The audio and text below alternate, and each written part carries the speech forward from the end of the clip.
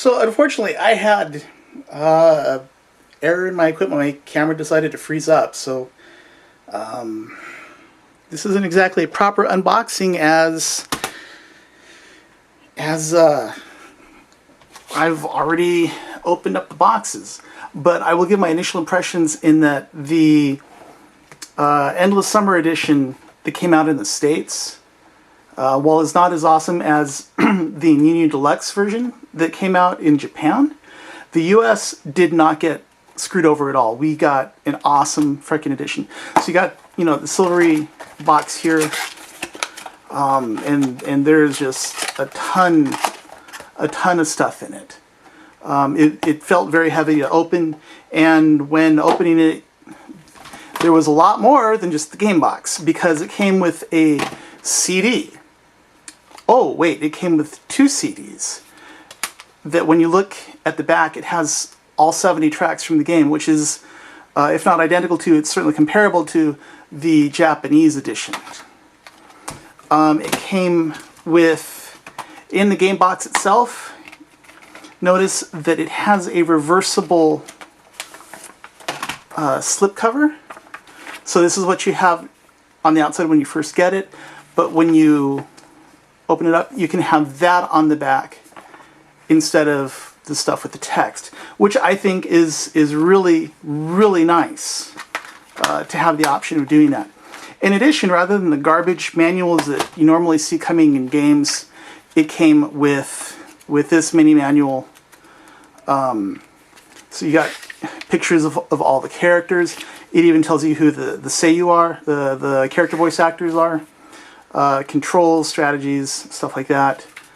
I mean, this is just basically a full-fledged, legit manual that we might have gotten, you know, 10, 20 years ago. So there's the manual, reversible cover for the game case. It comes with one of 4 different packs of 10 cards. One based on each school. So this has got Asuka on the cover, so obviously we know that this is from Hanzo Academy. There's also Homura's Crimson Squad, the Hebijo Academy, and then the new faction that gets introduced. That's the people running the festival. I can't remember the name though, but we'll find out right now. The Order of the Festival. Oh, and there's also the Guys and Girls Academy. So yeah, and this is the art book that came in it, and this is freaking gorgeous. This was the popularized, you know, cover art and promotional images that were used in Japan, less so in the U.S. because we're stupid about sex and things like that. But there are 34 playable characters in the game, and you know, you have here in the book, you know, all the characters, you know, who their leader is, stats about them. Of course, we need to know what their blood type is. I don't know why, but we need to know. And it has one of these for all of the characters.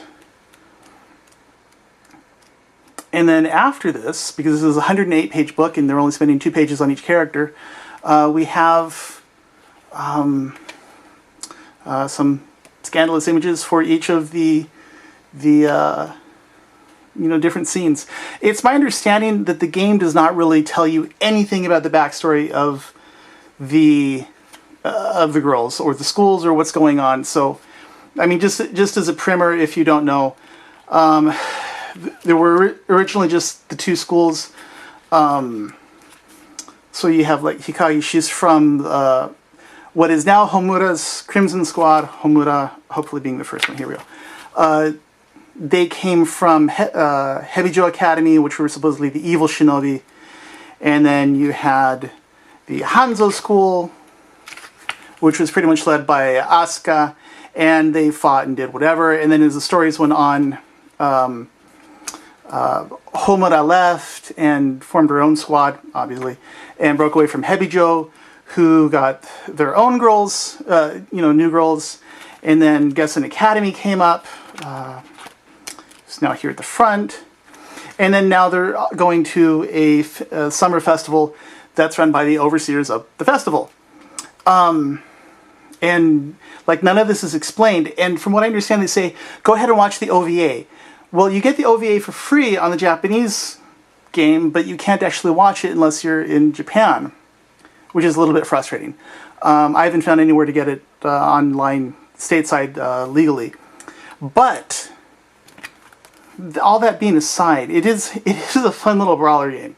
I know there's lots of TNA flying all over the place, and lots of people are squeaked out because of there's a pair of sisters in it, and they're all basically 16. You know, and I'm not going to get into that. What I will get into is that the mechanics of the game are actually really, really good and a lot of fun. I've enjoyed the 3DS games. I've enjoyed the PlayStation game, the PlayStation 4 games. I don't have a Vita, so I don't know anything about those. But it's a solid brawler underneath the bouncy tits and ass flying everywhere.